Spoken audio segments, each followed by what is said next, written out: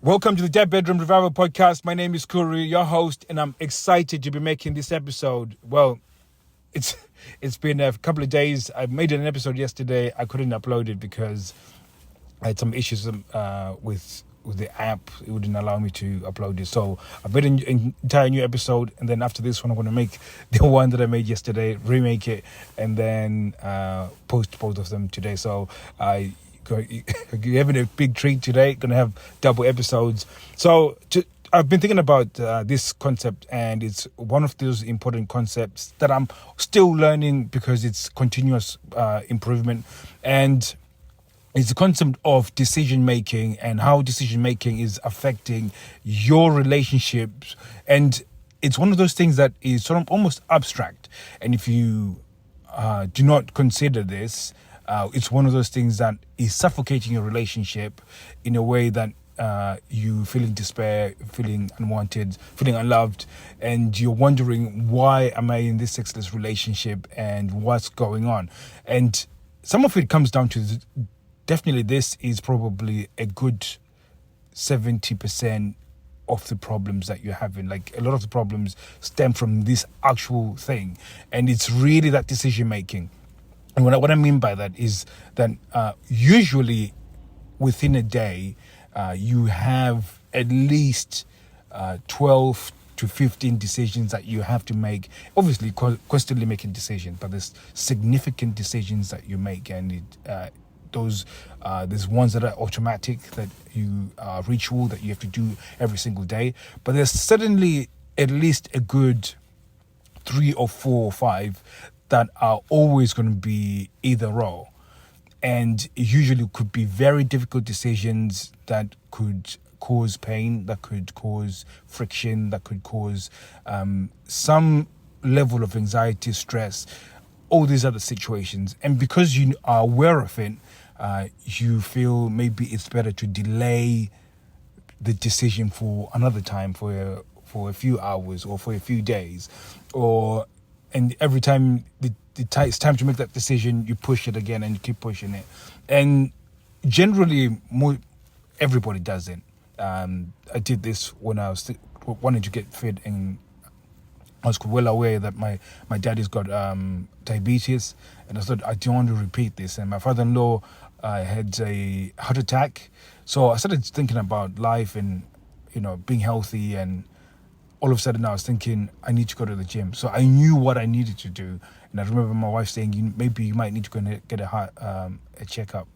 Sometimes I'll go up the stairs and I'd feel like I'll be breathing quite heavy. And even just sleeping, sometimes I could not get restful sleep because of my weight. And there were so many health things that were now becoming a concern. And then all of a sudden I would make the decision, okay, I'm going to go to the gym and start eating healthy. And then when the moment to go to the gym comes along, I'll be like, today I feel a little bit tired, I haven't rested enough. And then I would start making these excuses in my head, whether I should go or not go, and then I would make the decision, no, I'm not going to go today, I'll just go tomorrow. And then this would be like on a Monday.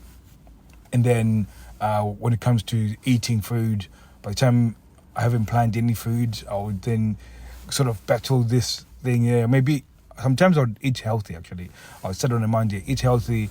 Then Tuesday will come along, it's time to go to the gym. Or then I'll find a reason again to not to go. And then by Tuesday or Wednesday, I'm just like, you know what, it's already messed up.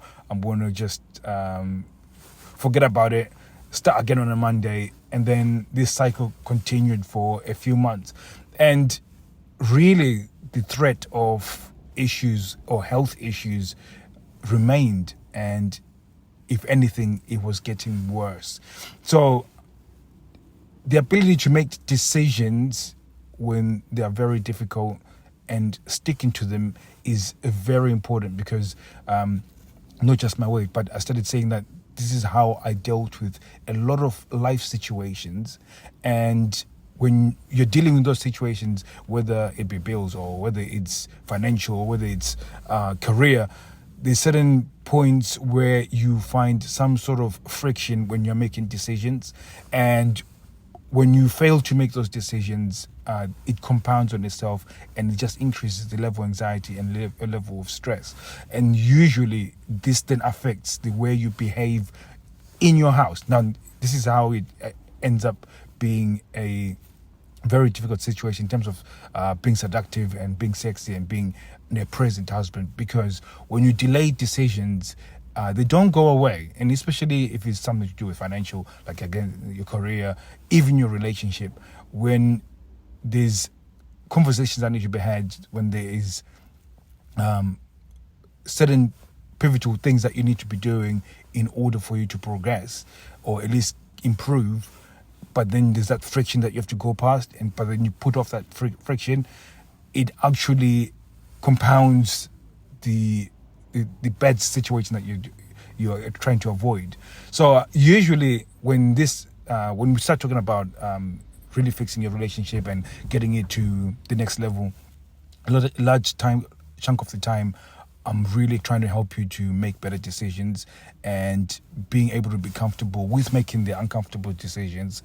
And again, a lot of the stuff I teach is more showing you how to unlearn certain thought processes and how not to avoid bad decisions, basically. So this is very important, and the reason why I'm saying this is because it's very, very easy for people to look at their situation, whether in their sexless relationship, and think, how did I get here and how is this going on? And just really not be able to relate the two, that you already have certain ways of dealing with things that are inadvertently actually affecting your relationship. And one of the things is this decision making, being able to make the hard decisions when you need to make them. And again, this sort of filters in, sort of spills into leadership, because again, usually your family, they look up to you as a leader, and they want you to be able to make those difficult decisions and pivot when you have to pivot. And usually, because you're already delaying decisions, sometimes because of the delay, your wife ends up, or your partner ends up taking up in making that decision. And again, usually this is where this sort of parent-child dynamic happens, because now it just thinks you're not capable of making decisions. And it reminds me of a friend of mine.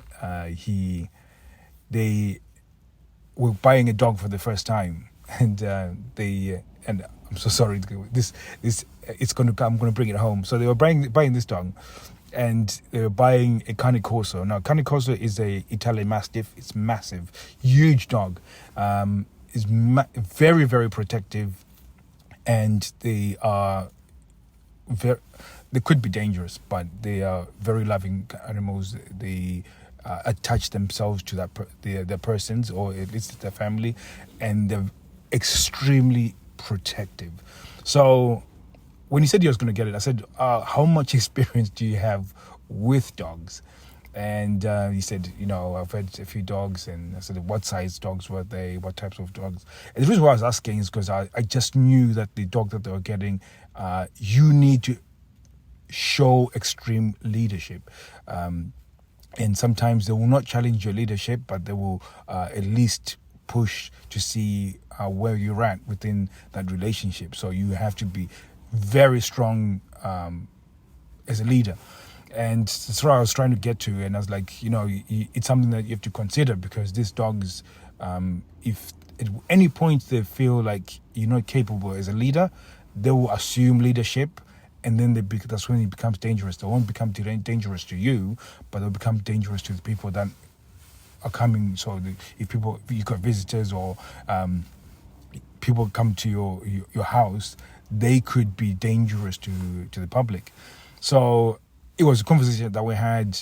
Surely enough, I think, usually when you're an adult, you've decided, and they got this dog, and then over a space of a year, they had to get rid of the dog, because, again, it came back to that leadership and being able to lead the dog. Now, the reason why I'm saying this story is because the burden ended up falling on the dog to to make decisions for the family because that person lacked leadership. And this is, I'm not trying to say your wife or partner is a dog, but it's it's funny because if he was a female dog, then it'd be a bitch. But I'm not saying that your wife or your partner is a bitch. But what I'm saying is that when you are lacking the decision making, or at least failing to make decisions promptly and make the right decisions, or not delaying decisions, usually it actually cements your place as a leader, and also it allows that other person not to have to take over and make those decisions as well for the relationship, which takes some of them pressure off them. And again, this is one of the other things that is the thing that causes the lack of sex as well, because the fact that she's taking more and more of her decision making, it increases the anxiety, the overwhelm, and it's almost like this sort of slippery slope of just stress and anxiety. Like you consistently both just rotating in this, and usually when there's these negative emotions and you will feel them, the more that these are sustained for a longer period, the longer or harder it is to actually move from that frame of mind to seduction or arousal. So this is why it's important to actually be able to make decisions. So now I don't want to go any more over this, but it's an important concept that I thought I would share with you guys. Hopefully you loved it and you learned something from it, and you can start making those right decisions every single time. And even though it's hard, even though it makes you look stupid, even though you feel like I think this is one of the things that you don't want to look like you're an idiot or I think it's the ability to just make those decisions. If it's a bad decision, then again, it gives you an opportunity to then recalibrate and then to make another decision. So again, you will eventually get it right. So thank you very much for listening. To learn more, go to www.thebedroomrevival.com. We'll be seeing you there. We'll be able to get some trainings. You'll also be able to get a link to a Facebook group, and we'll be able to show you more details on how to actually start building that muscle of great decision making. So thank you very much for listening. See you soon. Take care.